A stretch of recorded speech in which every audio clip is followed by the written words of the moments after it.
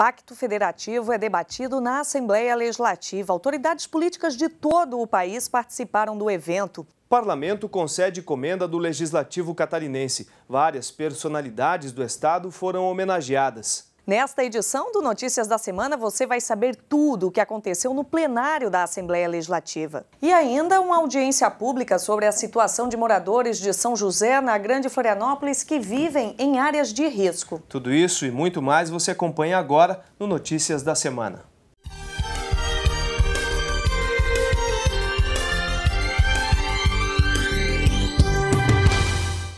Olá, o Notícias da Semana começa com um tema delicado. Moradores de São José sofrem com o problema da moradia. Deputados catarinenses debateram a situação de 150 famílias que vivem em áreas de risco. Veja na reportagem de Gutierrez Baron. Há mais de 15 anos, cerca de 150 famílias de São José esperam a resolução de um impasse. Elas não possuem local de moradia e vivem em ocupações irregulares. No início do mês de outubro, as famílias invadiram o terreno próximo ao ginásio Jardim Zanelato com a promessa de que a Prefeitura Municipal desapropriaria a área para construir moradias populares. Mas a promessa não foi cumprida e elas tiveram que desocupar a área. Na ânsia de um processo eleitoral, fizeram decretos e prometeram que as pessoas que estivessem numa determinada área possivelmente ficariam proprietárias daquela área em seguida. Criou a expectativa e as pessoas ocuparam na perspectiva de terem, enfim, o espaço físico, o terreno onde construir, a sua moradia. Curiosamente, 3 dias depois do processo eleitoral, com decisão judicial, as pessoas foram desalojadas do local. Após o despejo, as famílias invadiram um terreno na Avenida das Torres, no bairro José Nitro, também em São José. Porém, os barracos lá construídos foram derrubados após uma ordem judicial conceder a reintegração de posse do local. As famílias, então, foram abrigadas no ginásio municipal de São José, no Jardim Zanelato. Porém, por falta de condições básicas de higiene, foram removidas novamente para um terreno no loteamento Araucária, onde estão atualmente. No ginásio a gente estava sem água, eles estavam cortando a água, pouco alimento, o pessoal estava dormindo um em cima do outro, os banheiros estavam entupidos. De acordo com o promotor de justiça do Ministério Público de São José, 2 ações judiciais para investigar o caso já estão em andamento. O primeiro deles já resultou numa ação eleitoral contra o prefeito Djalma Berger, com o objetivo de obter a inelegibilidade dele, baseado num fato que nós constatamos, que nós chamamos, entre aspas, de fraude eleitoral. Instauramos um outro procedimento também, com o objetivo agora de reunir subsídios, provas e estudos a respeito de como que o Ministério Público pode interferir para contribuir com a situação em que se encontram essas famílias que estão assentadas nessa extensão de terras ali em São José. Para a Comissão de Transporte e Desenvolvimento Urbano da Assembleia Legislativa, a prioridade é garantir o direito à moradia e à alimentação dessas famílias. A garantia alimentar é uma das grandes necessidades, tendo em vista que são famílias pobres, carentes e que precisam do amparo social para que elas possam continuar com a sua luta. E além disso, claro, nós precisamos definitivamente buscar a moradia para essas famílias, aonde vai lhe dar a questão da dignidade e do bem-estar familiar. Parlamentares de todo o país participam em Santa Catarina de um debate sobre o Pacto Federativo. Em questão, o endividamento dos estados e municípios com a União. Dezenas de autoridades estaduais e também federais participaram do fórum. Já na abertura do evento, o deputado Juarez Ponticelli, presidente da União Nacional dos Legisladores e Legislativos Estaduais, destacou a necessidade de uma renegociação urgente da dívida dos estados. Todos os estados no Brasil enfrentam uma situação financeira muito grande, muita falta de recursos, a escassez de recursos para investir nas principais áreas em educação, saúde e segurança, que a gente vê que são setores que enfrentam cada vez mais problemas no Brasil inteiro. E nós não podemos mais ficar esperando só por essas fórmulas mirabolantes. O governo federal agora, por exemplo, está oferecendo dinheiro, empréstimo aos estados, através do BN10. Esses recursos são bem-vindos, mas isso não resolve o problema, pelo contrário, aumenta no longo prazo. O que nós queremos é resolver pontualmente esta questão. Nós estamos falando de dinheiro que é nosso, que está aqui e que a União subtrai esses recursos dos nossos cofres a cada mês. A dívida dos estados com a União é um assunto que preocupa a maioria dos governadores brasileiros. Aqui em Santa Catarina, somente neste ano, R$1,5 bilhão de reais serão repassados dos cofres do estado para o governo federal. É uma dívida que só cresce. Há quase 15 anos, o estado devia R$4 bilhões de reais. Pagou mais que o dobro, mas continua devendo mais de R$10 bilhões de reais. A mesma situação é vivenciada por outros estados brasileiros, que juntos devem ao governo federal quase 400 bilhões de reais. À frente do colegiado de presidentes das Assembleias Legislativas do país, o deputado Diniz Pinheiro, de Minas Gerais, também defendeu a necessidade da renegociação. Com 24 estados brasileiros numa situação de penúria, financeiramente estranguladas. E conforme eu falo, a União está promovendo uma verdadeira agiotagem com os estados brasileiros. É inaceitável. E cabe a todas as instituições, a sociedade, aos brasileiros e brasileiras se moverem, envidarem todos os esforços para que essa renegociação possa ser atingida o mais rápido possível. E esse dinheiro ser muito bem aplicado para melhorar a vida dos brasileiros e brasileiras. Uma das alternativas levantadas durante o fórum é a substituição do atual indexador da dívida dos estados com a União, implantado quando o Brasil ainda vivenciava uma cultura inflacionária forte. Hoje o governo federal está tendo um lucro espantoso com o que cobra da dívida, né? Por exemplo, em 2011, os estados pagaram, por conta daquela dívida contraída, 22 bilhões e 838 milhões de reais. Enquanto que o custo do governo federal, com os títulos lançados à época, girou em torno de 80 milhões de reais. Portanto, 300 vezes mais. Isso significa 30.000% mais. Há que se mudar o indexador, reduzir o juro e adotar um índice de atualização da dívida correspondente à realidade, que seria o IPCA. Hoje é IGPDI, que é atrelado à política monetária. A necessidade de um novo pacto federativo também foi discutida durante o fórum. Membro da comissão de especialistas instituída pelo Senado Federal para analisar questões federativas, o professor Fernando Rezende defendeu alterações. É preciso uma revisão em profundidade do nosso federalismo fiscal, né? Porque o federalismo fiscal brasileiro, na essência, o modelo foi construído em 65, ainda durante o regime militar. Em 88, esse modelo não foi discutido. Decidiu-se apenas ampliar um pouco o fundo de participação e reformar as competências tributárias, mas de lá para cá, esse modelo foi sendo progressivamente desconstruído. Então nós precisamos reconstruir o modelo do federalismo fiscal, que significa o quê?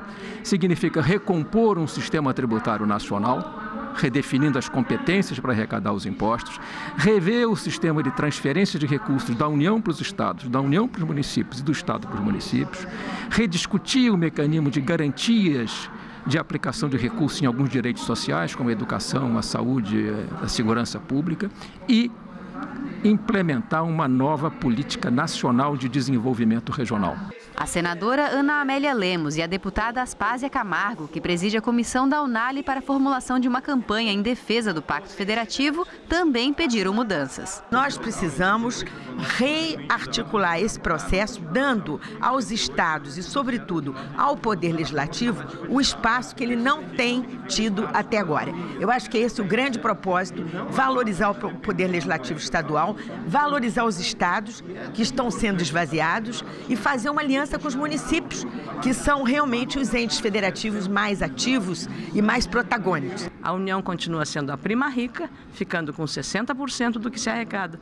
Os estados, os primos remediados da federação, com 23% e 25%, e os coitados dos municípios, os primos pobres dessa federação tão combalida. Então nós precisamos urgentemente tratar dessa questão. Realizado pela primeira vez em Santa Catarina, o Fórum Desenvolvimento, Federalismo e Dívidas dos Estados foi avaliado positivamente pelo presidente da UNALI. O nível dos debates foi muito bom, eu senti a plateia, todos os participantes muito felizes pela forma objetiva e contundente como tudo foi colocado.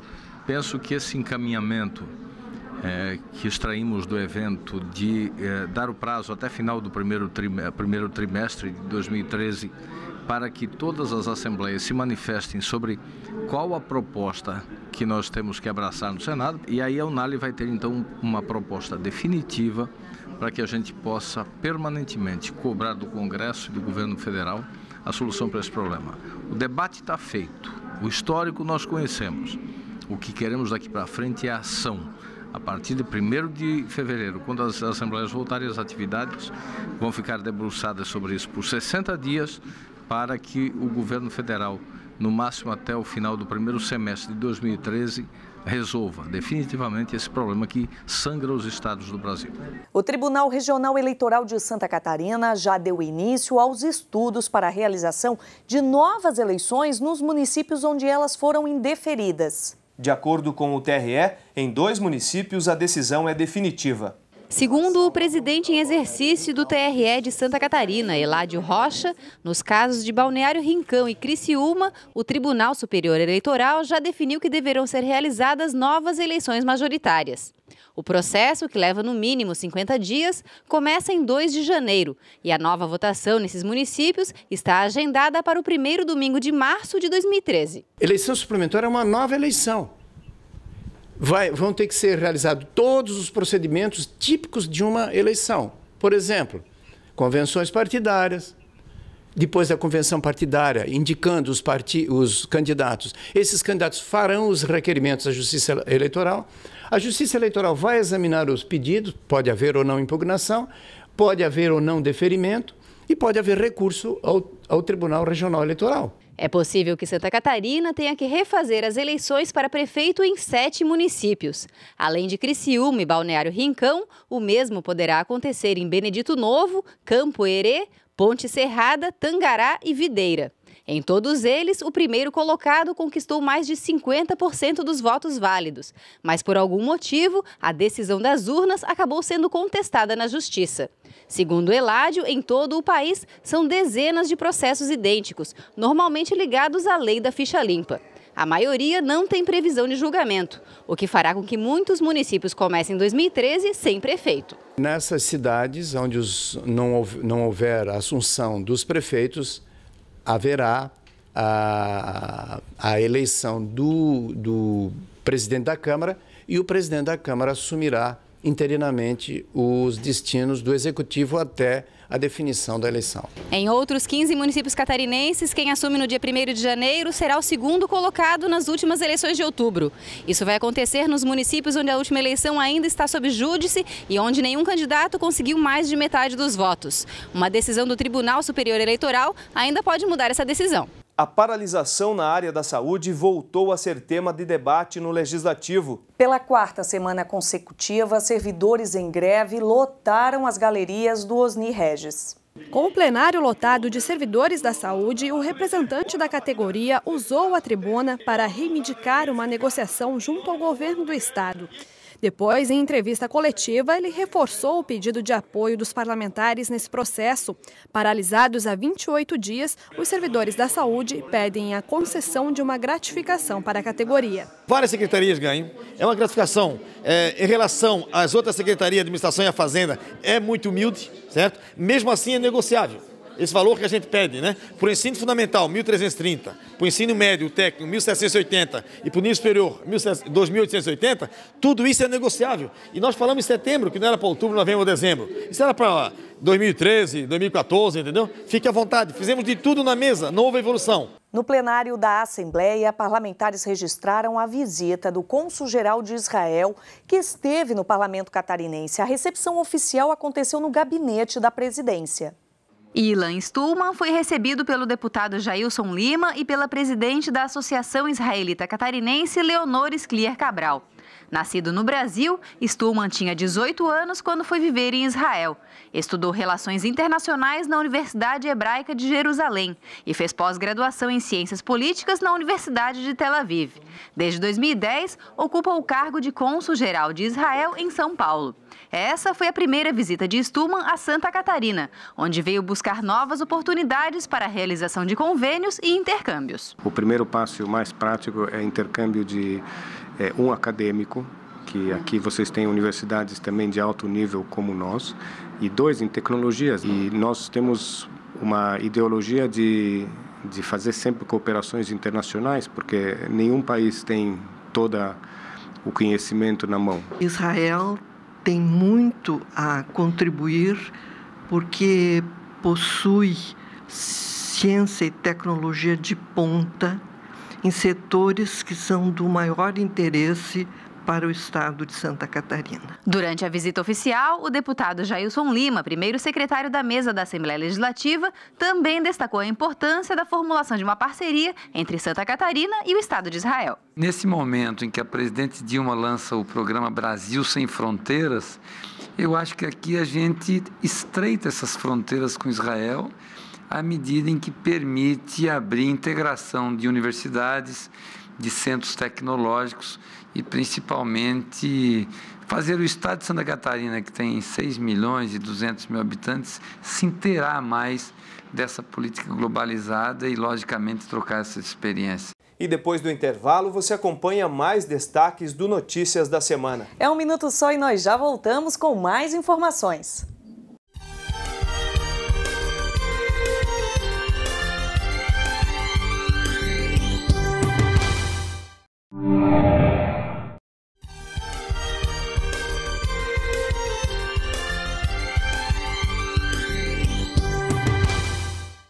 O Notícias da Semana mostra agora os debates promovidos nas comissões e nas sessões realizadas durante a semana. Deputados da Comissão de Constituição e Justiça aprovaram o projeto que padroniza a velocidade máxima nas lombadas eletrônicas. Entre os projetos aprovados está o que vincula o Fundo Estadual da Defesa Civil à Secretaria de Estado da Defesa Civil. Atualmente, o fundo está ligado à Secretaria de Estado da Justiça. O objetivo é dar maior agilidade no processo de liberação de recursos em caso de emergência. A intenção com esta alteração é fazer com que este fundo tenha autonomia, tenha soberania, tanto na captação de recursos quanto na liberação. Então, nós acreditamos que isso vai permitir mais agilidade, mais celeridade e um aproveitamento melhor, inclusive, dos próprios recursos na hora mais importante, ou seja, naquela hora que a população vai precisar. Também foi aprovado o projeto de lei que obriga o comprador de cigarros a identificar-se por meio de documento com foto. A intenção da matéria é garantir que menores de idade não consigam efetuar a compra desses produtos. Esta lei ela protege principalmente o acesso de criança a essa droga, né? A questão do fumo. Então, o projeto é meritório, o projeto é importante para Santa Catarina, é importante principalmente para a proteção e o cuidado, a prevenção nessa questão do fumo principalmente, mas de outros produtos também.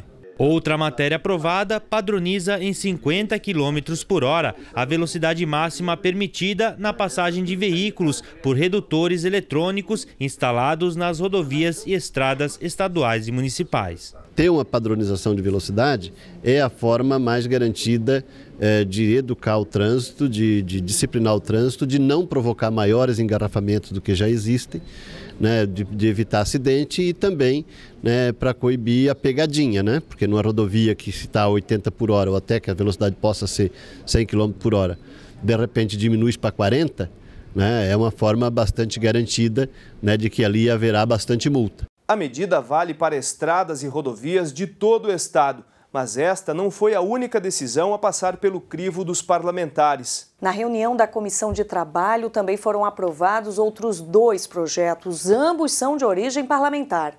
A deputada Ângela Albino relatou o projeto de lei do então deputado Daniel Toso, que institui o Dia do Produtor de Leite no calendário oficial do estado de Santa Catarina. A data será comemorada anualmente no dia 10 de outubro, em reconhecimento ao trabalho desenvolvido pelas 70 mil famílias produtoras do estado. Outro projeto aprovado, de autoria do deputado Darcy de Matos, dispensa a exigência pela administração pública estadual, direta e indireta, e suas fundações, de autenticação de cópia em cartório de documentos pessoais. O deputado Jorge Teixeira fez a leitura do relatório e avaliou o projeto. É uma lei de extremo alcance, é uma lei que beneficia todos os cidadãos e desburocratiza o serviço público, porque porque o cidadão ele tem fé pública assim que apresenta o seu documento. Na Comissão de Finanças, um dos destaques foi a Lei Orçamentária Anual para 2013. A repórter Rose Padilha tem as informações. Por unanimidade, os parlamentares da Comissão de Finanças e Tributação aprovaram o relatório preliminar do deputado Marcos Vieira ao projeto que trata da Lei Orçamentária Anual para 2013. A LOA estima a receita e fixa a despesa do Estado para o exercício financeiro do ano que vem. O valor é superior a 19 bilhões de reais. Com a aprovação, a comissão segue agora para a próxima etapa de tramitação do projeto. Portanto, amanhã, data da publicação do relatório preliminar. Ao mesmo tempo, abre-se prazo para apresentação de emendas por parte dos senhores parlamentares, de forma individual ou de forma coletiva por intermédio das bancadas. E o prazo final da apresentação das emendas será no dia 27 e, portanto, teremos até o dia 12 de dezembro para examiná-las e apresentar o relatório conclusivo e trazer a votação, discussão e votação na Comissão de Finanças. Outro projeto aprovado de autoria do deputado Altair Guide dispõe sobre a pesquisa e utilização de plantas nativas da flora catarinense. O relator foi o deputado Sargento Amaury Soares, que avaliou o projeto. Isso é importante, inclusive para preservar o meio ambiente, além, evidentemente, da estética, né, que também é fundamental, não perder as características da nossa flora, da nossa vegetação. Uma noite de homenagens. A Assembleia Legislativa realizou na semana passada uma sessão solene para a entrega da comenda do Legislativo catarinense. Várias personalidades catarinenses foram homenageadas. A solenidade ocorreu no plenário Osni Regis. A noite foi de homenagens no Parlamento catarinense e um grande público lotou as dependências do plenário, das galerias e também do hall da Assembleia Legislativa para acompanhar a sessão solene de outorga da comenda do Legislativo catarinense. A solenidade, instituída em 2008, unifica as homenagens concedidas pelo Legislativo Estadual.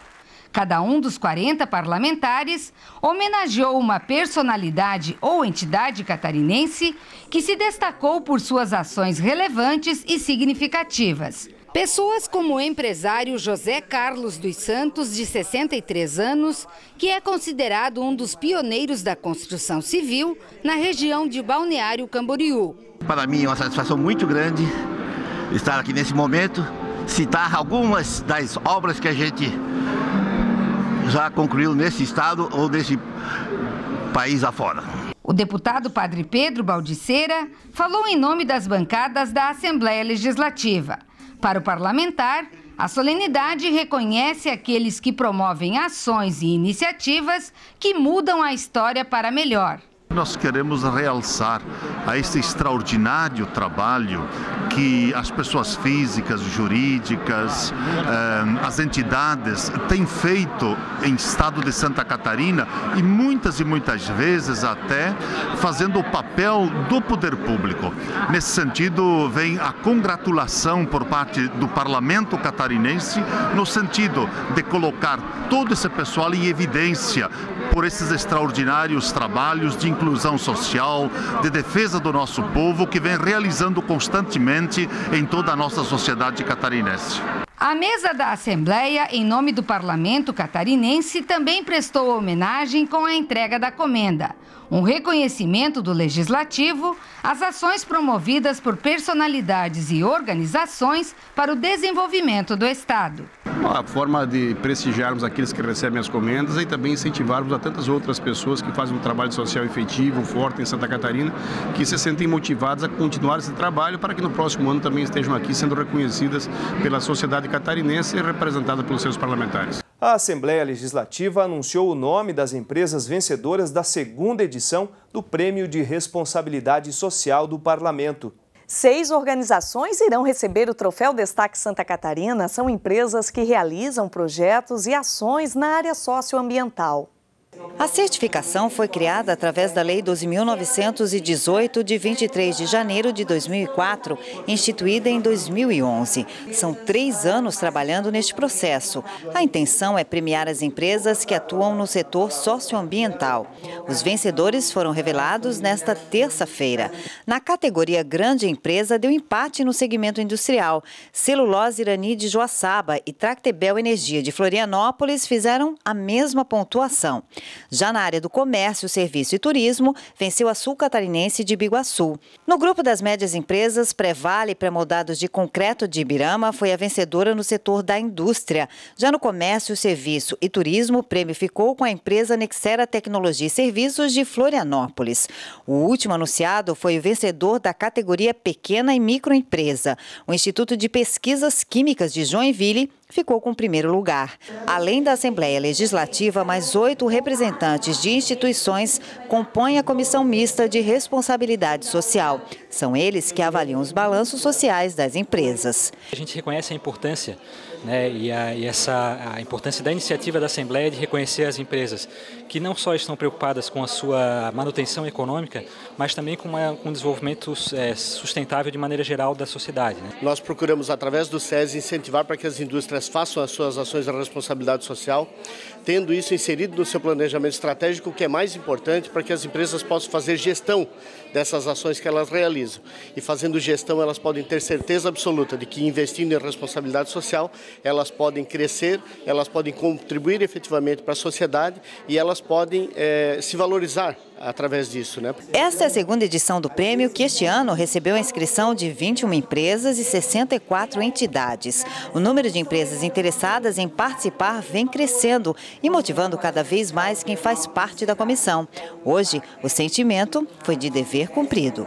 Como a primeira versão, nós tivemos um estado vizinho que na primeira versão teve 6 inscritos, nós tivemos 54 inscritos, 46 premiados e chegamos na segunda versão com 85. Então eu acho, para mim é dever cumprido, é satisfação, é felicidade e alegria de ver que as empresas estão preocupadas, estão vendo, estão atentas ao que está acontecendo e cada vez se inscrevendo mais. Um dos grandes objetivos é esse, é estimular e prestigiar as empresas que têm essa responsabilidade.